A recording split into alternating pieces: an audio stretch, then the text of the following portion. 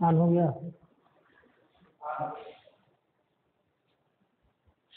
आज सभी लोग ध्यान देंगे, ये क्लास 12 का जो चल रहा था लेसन हाइगेंस की द्वितीयक तरंगिकाओं का सिद्धांत, उसके द्वारा प्रकाश के परावर्तन अपवर्तन की व्याख्या। तो उसमें आज हम बताना चाह रहे हैं, जैसा कल हम बताए थे वेव फ्रंट तरंगाग्र की परिभाषा और प्रकाश तरंगों के रूप में चलता है, सब बताया गया था। आज देखेंगे द्वितीयक तरंगिकाओं का सिद्धांत। तो इस सिद्धांत के अनुसार माध्यम के जो कण होते हैं, तरंग जब संचरित होती है माध्यम में, तो तरंग स्रोत के चारों ओर के माध्यम के कण कंपन करना प्रारंभ करते हैं। जब किसी माध्यम में तरंगें चलती हैं तो तरंग स्रोत के पास वाले सभी कण अपना कंपन प्रारंभ करते हैं। उसके बाद दूसरी परिकल्पना में बताएंगे हाइगेंस की द्वितीयक तरंगिकाओं के सिद्धांत में नंबर 2 पर ध्यान देना। तरंगाग्र पर स्थित सभी कण कंपन की समान कला में होते हैं, तरंगाग्र कहलाता है।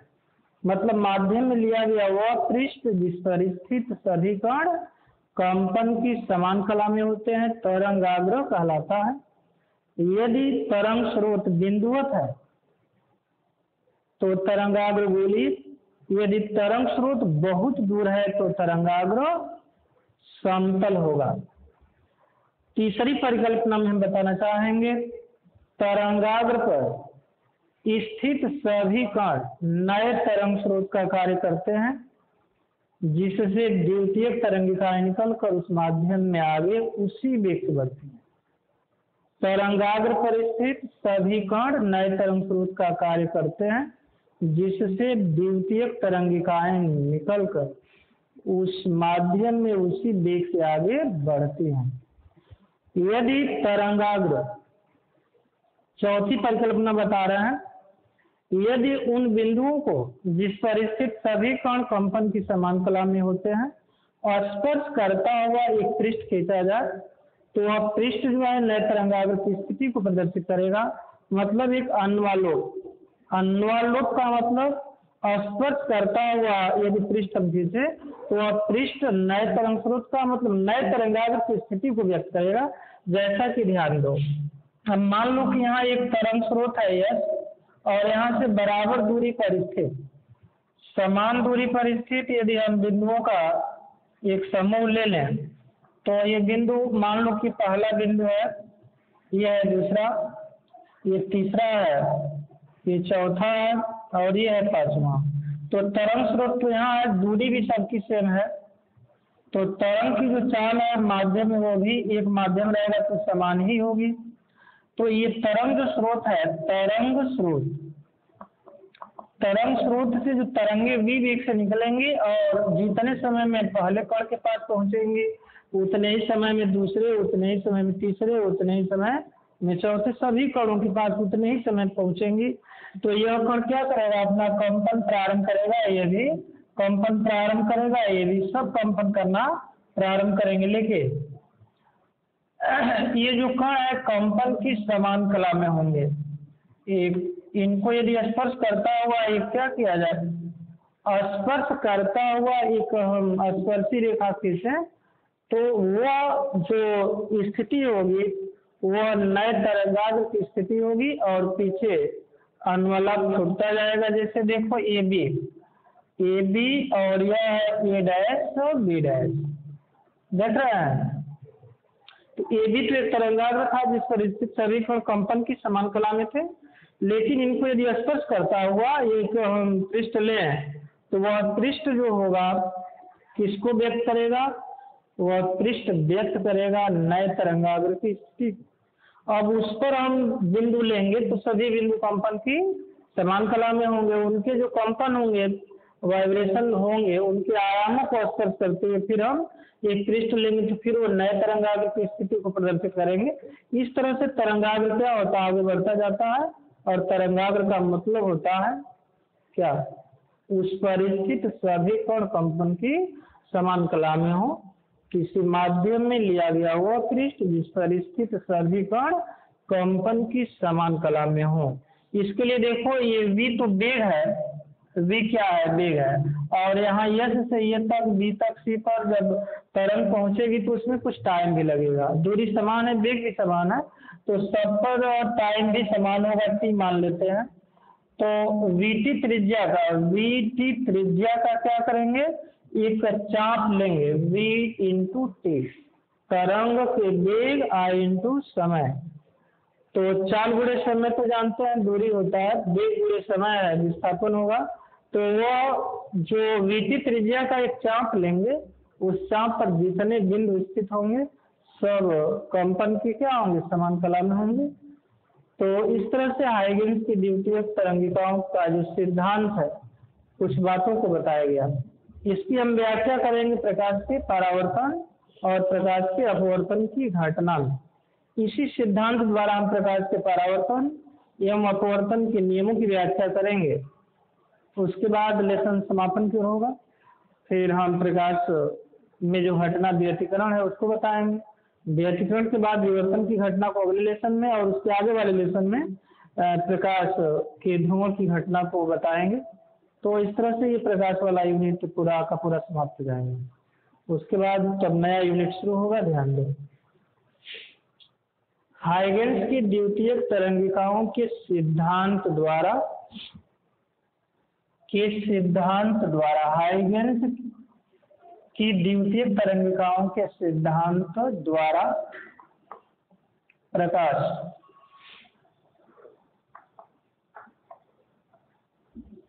के परावर्तन की व्याख्या,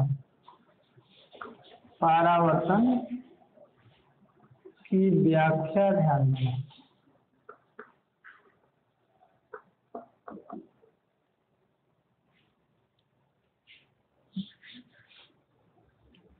इस हेडिंग में विशेष ध्यान सभी लोगों को देना है। ये अक्सर एग्जाम में, बोर्ड एग्जाम में पूछा करता है। तो विस्तृत उत्तरी प्रश्न पूछेगा हाइगेन्स की द्वितीयक तरंगिकाओं का सिद्धांत और उसके द्वारा प्रकाश के परावर्तन की व्याख्या। तो देखो इसमें हम एक पृष्ठ लेंगे और यह पृष्ठ जो होगा दो माध्यमों को, चूंकि देख रहे हैं पृष्ठ, तो ये पृष्ठ चूंकि परावर्तन नियम की हमें व्याख्या करनी है, तो ये पृष्ठ कैसा होना चाहिए, तो ये पृष्ठ परावर्तक चिकना होना चाहिए। ये है परावर्तक पृष्ठ। परावर्तक पृष्ठ का मतलब मान लेंगे कि ये जेड डैश क्या है, एक परावर्तक पृष्ठ है। परावर्तक पृष्ठ का मतलब जब कोई प्रकाश की तरंगें इस पृष्ठ पर आपतित होंगे तो इस पृष्ठ से टकराकर पुनः वे सभी उसी माध्यम में वापस चली जाएंगी। ये ऐसा पृष्ठ है। तो हम मान लेते हैं कि माना कि एक समतल तरंगाग्र AB, माना कि एक समतल तरंगाग्र AB परावर्तक पृष्ठ जेड डैश पर तिरछा आपतित हो रहा है। माना कि एक समतल तरंगाग्र AB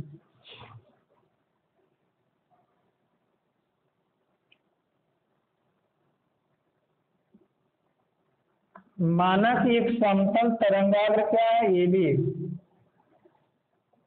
माना कि एक समतल तरंगाग्र AB किसी परावर्तक पृष्ठ पर तिरछा आपतित हो रहा है। जैसा कि ध्यान दो, इधर ये दो समांतर तरंगे आ रहे हैं। तो समांतर मतलब जो स्रोत होगा तरंग का वो बहुत दूर होगा। बहुत दूर स्थित स्रोत के लिए तरंगाग्र बताया गया है समतल। जैसे ही माना कि जेड डैश एक परावर्तक पृष्ठ है और उस पृष्ठ पर एक AB समतल तरंगाग्र तिरछा आपतित हो रहा है, और इसको ये से ध्यान दो, ये अभिलंब हम खींचेंगे तो ये आपतित जो किरण है और अभिलंब के बीच जो एंगल बनता है उसको आई से दिखाया जाता है। और यह एंगल, पूरा एंगल तो 90 डिग्री होगा, इधर का भी एंगल 90 डिग्री होगा। तो यह एंगल इस एंगल के यदि बराबर करेंगे तो यह कोण भी हो जाएगा आई। अब देखो, जैसे ही तरंगाग्र AB परावर्तक पृष्ठ के बिंदु A पर पहुंचता है तो बिंदु A नए तरंग स्रोत का कार्य करने लगता है और बिंदु A से नई द्वितीय तरंगिकाएं निकलकर उसी माध्यम में क्या होते हैं, इससे टकरा कर वापस चली जाती हैं। तो इससे टकरा कर वापस चली जाती हैं, मतलब इससे ध्यान देंगे, टकरा कर उसी माध्यम में क्या होती है, वापस चली जाती हैं। और देखो तरंगाग्र B को परावर्तक पृष्ठ के ये डैश तक आने में टाइम लगता है। कितना टाइम लगता है, तो मान लो कि t समय लगता है। ये तरंगाग्र V वेग से आ रहा है। माना कि कोई तरंगाग्र परावर्तक पृष्ठ z डैश पर V वेग से तिरछा आपतित होता है। जैसे ही तरंगाग्र परावर्तक पृष्ठ के बिंदु A पर पहुंचता है तो बिंदु A नए तरंग स्रोत का कार्य करने लगता है और बिंदु A से नई द्वितीय तरंगिकाएं निकलकर उसी माध्यम में वापस लौट जाती हैं। अब जितने समय में तरंगाग्र B A डैश तक आता है, तरंगाग्र B A डैश तक आता है, उतने ही टाइम में, उतने ही समय में A से जो द्वितीय तरंगिकाएं निकलकर तो VT दूरी तय कर लेती हैं। तो VT त्रिज्या का एक चाप लेंगे, A को केंद्र मानकर VT त्रिज्या का एक चाप लेकर और इसको चाप को हम B डैश दिखाएंगे। B डैश और A डैश को जब एक स्पर्श करता हुआ जब खींचेंगे, स्पर्शी रेखा खींचेंगे, तो A डैश B डैश क्या होगा कि नए तरंगाग्र की स्थिति को प्रदर्शित करेगा। यहाँ से अभिलंब लेंगे। अब यहाँ से देखो, अब यहाँ से यह इस तरह से परावर्तन होगा ऐसे। यहाँ से अब A डैश अब नए तरंग स्रोत का कार्य करेगा और वहाँ से फिर द्वितीय तरंगिकाएं निकल कर आगे बढ़ेंगे। तो इस तरह से A डैश B डैश क्या हुआ, तो परावर्तित तरंगाग्र हुआ। अब देखो हमें I इक्वल टू आर सिद्ध करना है, I इक्वल टू आर। तो यह परावर्तित है, अभिलंब है, तो इसके बीच ट्रायंगल आर बनेगा। यदि यह एंगल, ध्यान दो, यदि यह एंगल इस एंगल के बराबर लें तो यह कोण हो जाएगा आर। ये तो 90 डिग्री का एंगल होगा क्योंकि VT त्रिज्या का एक चाप लिए हैं और स्पर्शी रेखा लंबवत होती है त्रिज्या के साथ। अब वेग वही है तो T टाइम वही है, तो यह भी हो जाएगा VT। अब थोड़ा सा ध्यान देंगे, ये एंगल जो होगा ये भी 90 डिग्री होगा, ये एंगल भी 90 डिग्री होगा। अब भुजा देख रहे हैं कि उभयनिष्ठ है, भुजा क्या है, तो उभयनिष्ठ है। यह एंगल यदि बराबर होता है इस एंगल के, तो यह एंगल क्या होगा, आपस में बराबर होगा, 90 के I के बराबर होगा। त्रिभुज ध्यान देंगे, त्रिभुज BAA डैश तथा त्रिभुज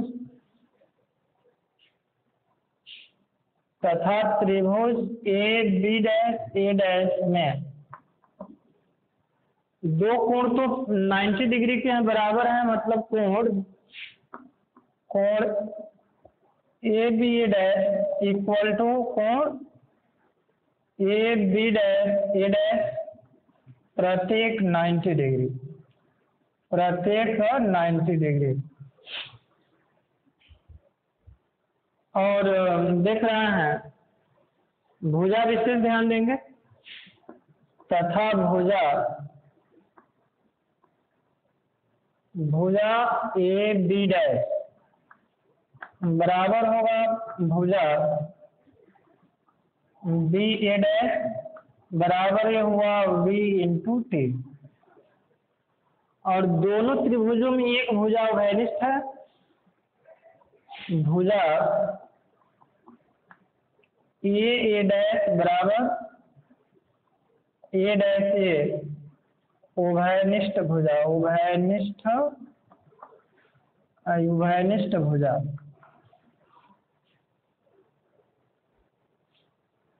अब बताओ किसी त्रिभुज में जब दो भुजाएं और एक कोण बराबर होता है तो वो त्रिभुज सर्वांगसम होते हैं। कहने का मतलब अतः त्रिभुज BAA डैश सर्वांगसम त्रिभुज AB डैश A डैश। तो देख रहे हैं कि जब त्रिभुज दोनों सर्वांगसम हो गए तो इसके सभी कोण आपस में, सभी मतलब कोण, दोनों त्रिभुजों में तीनों कोण, तीनों भुजाएं आपस में क्या होंगी, बराबर होंगी। तो कोण देखो, इसलिए कोण हम बराबर करना चाहेंगे, इसलिए कोण कौन सा, तो बी ए डैश बराबर कोण बी ए डैश ए, मतलब ये कोण है आई, कोण आई बराबर ये है कोण आर। यही परावर्तन का नियम है, मतलब आपतन कोण बराबर क्या हो गया, आपतन कोण बराबर परावर्तन कोण, आपतन कोण बराबर परावर्तन, यही परावर्तन का नियम है, यही परावर्तन का नियम है।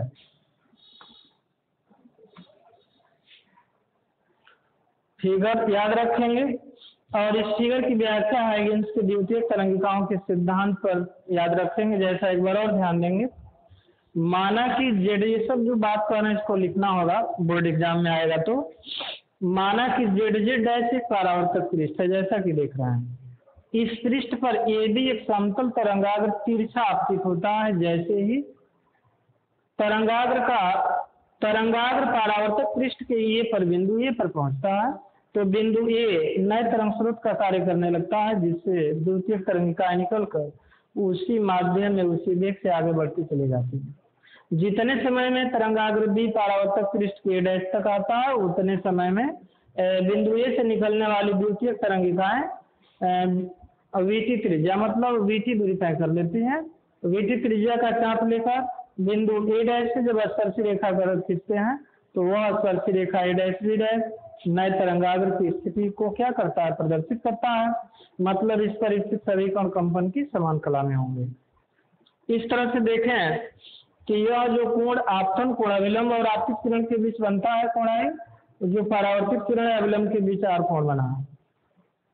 तो यह एंगल आई पूरा कैसे बराबर हुआ है, ये पूरा 90 डिग्री, ये भी पूरा 90 डिग्री का हुआ कि नहीं हुआ, बोलो, देख रहे हो। तो उसमें इस कोण को इस कोण के पूरे एंगल के बराबर करेंगे, जब यह इसके बराबर होगा, ये पूरा एंगल बराबर है, यह कोण इस कोण के बराबर होगा, तब ये आई बराबर ही होगा आई। दोनों त्रिभुजों में देखें तो एक कोण तो 90 अंश का, दोनों में एक कोण, और दो भुजाएं तो बराबर, तीसरी भुजा घनिष्ठ, इसलिए त्रिभुज हो गया सर्वांगसम। और सर्वांगसम त्रिभुज में सभी अंग बराबर होंगे, कोण आई बराबर क्या हो गया, कोण आर हो गया। इसके बाद देखेंगे अभी अपवर्तन नियम की व्याख्या भी करेंगे। हाइगेन्स की द्वितीयक तरंगिकाओं के सिद्धांत द्वारा प्रकाश के अपवर्तन की व्याख्या। तो अपवर्तन की व्याख्या में हम बताए थे कि निश्चित रंग मतलब तरंगदैर्घ्य के प्रकाश के लिए आपतन कोण की ज्या अर्थात साइन आई एवं अपवर्तन कोण की ज्या अर्थात साइन आर का अनुपात सदैव नियत होता है, नियतांक होता है। अर्थात sine I upon sine R equal to N सिद्ध करना है, नियतांक सिद्ध करना है, sine I upon sine R equal to constant.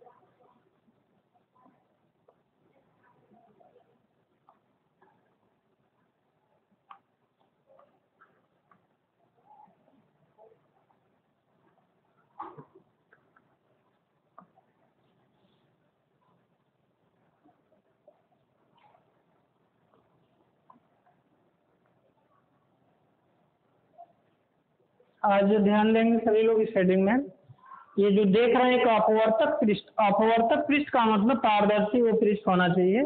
कहने का मतलब दो माध्यमों को अलग अलग करने वाला पृष्ठ ही क्या है? अपवर्तक पृष्ठ।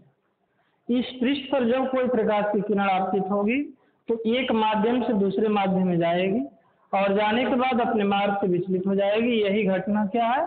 प्रकाश का अपवर्तन है। जैसा ध्यान दो, माना कि ZZ डैश एक अपवर्तक पृष्ठ है, मतलब दो माध्यमों को पृथक करने वाला, अलग अलग करने वाला एक क्या है? पृष्ठ है, जिस पर एक समतल तरंगाग्र तिरछा आपतित होता है। तो तिरछा आपतित होगा, एक समतल तरंगाग्र है जो इस पृष्ठ पर तिरछा आपतित होता है। इस पृष्ठ पर मान लेंगे तिरछा आपतित होता है। वेग ध्यान देंगे, पहले माध्यम में, विरल माध्यम में आपतित तरंगाग्र का वेग हम v1 मानेंगे, क्योंकि तरंगों का जो वेग होता है माध्यम बदलने पर बदल जाता है। और यहाँ एक अभिलंब खींच दें इस तरह से, तो यह कोण जो होगा अभिलंब और यह आपतित किरण है, इसके बीच तो यह आई एंगल बनेगा। और यहाँ जो देख रहे हैं अभिलंब खींचा गया है, तो ये जो v1 वेग से जो तरंगे आ रही हैं, जब अपवर्तक पृष्ठ के बिंदु ये पर आते हैं, तो क्या ये तरंगे यही आकर रुक जाएंगी? नहीं।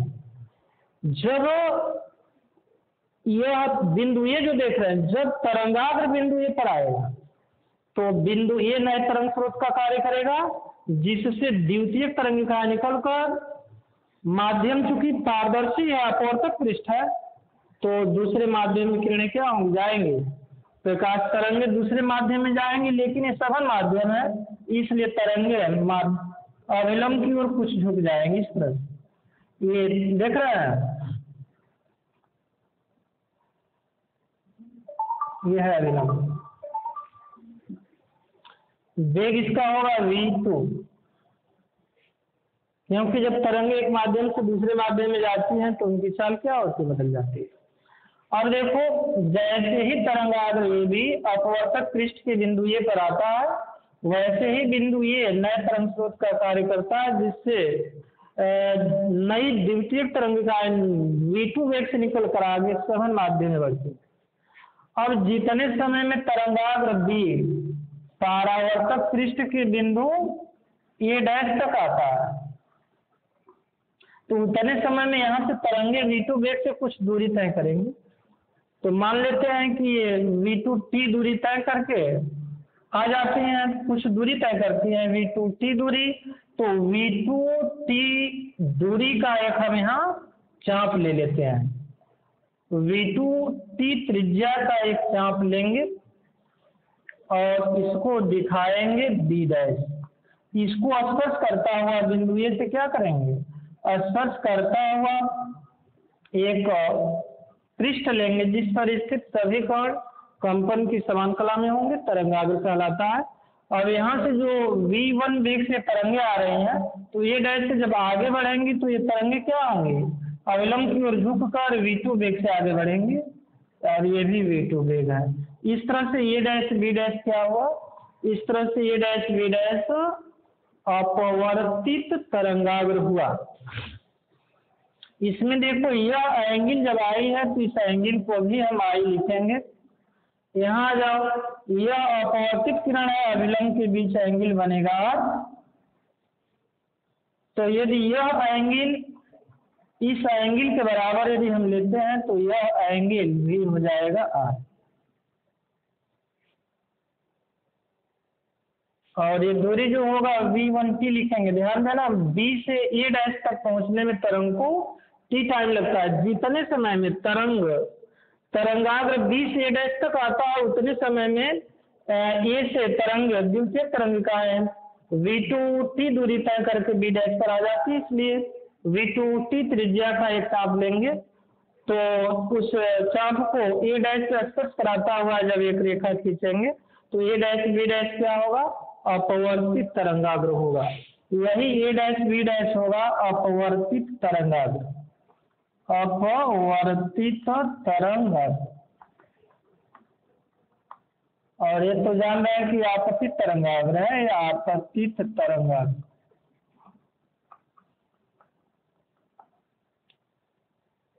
अब इसमें थोड़ा सा ध्यान देंगे, ये 90 डिग्री का एंगल, ये भी 90 डिग्री का एंगल। ये भुजा ए डैश तो दोनों वैनिष्ठ है, लेकिन देखो समकोण त्रिभुज बन रहा है, और समकोण त्रिभुज में थोड़ा ध्यान देना। समकोण त्रिभुज, समकोण त्रिभुज कौन सा लिया जाए? तो समकोण त्रिभुज ए बी ए डैश में, देखो यहाँ ए बी ए डैश देख रहे हैं सभी लोग, इसमें क्या है, आई है ये कोण, तो आई और ये है 90 डिग्री का एंगल, तो 90 अंश के सामने की भुजा जो ए डैश है वो तो कर्ण हो जाएगी, और आई के सामने जो बी ए डैश भुजा है वो लंब होगी, तो लंब और कर्ण है तो साइन लेंगे, मतलब समकोण त्रिभुज ए बी ए डैश में साइन आई इक्वल टू लंब, लंब का मतलब बी ए डैश अपान कर्ण होगा ए डैश, और यह बी ए डैश का मान देख रहे हैं कि V1T अपान ये ए डैश। इसी प्रकार समकोण त्रिभुज,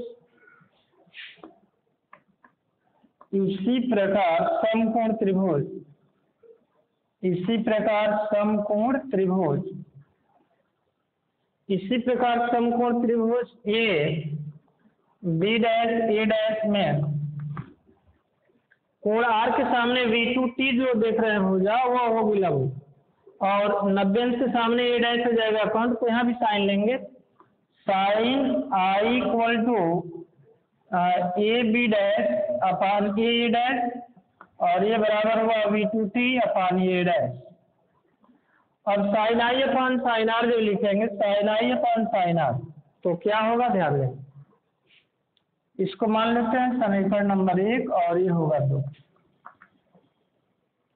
समीकरण 1/2 से, समीकरण 1/2 से sine I upon sine R equal to, देखो ए डैश कट जाएगा, टी से टी भी कट जाएगा, और ये होगा V1 अपान V2, और ये बराबर हुआ, ये कांस्टेंट होगा, यही नियतांक होता है, या sine I upon sine R equal to L. यही स्नेल का नियम है, ध्यान देना, यही स्नेल का नियम है।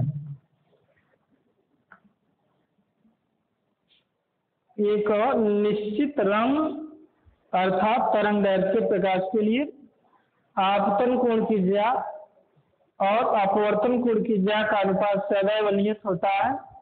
यही अपवर्तन की घटना है जिसमें स्नेल का नियम बताया गया था तुम लोग, तो इसको अब लिख लेना, अब कल बताया जाएगा।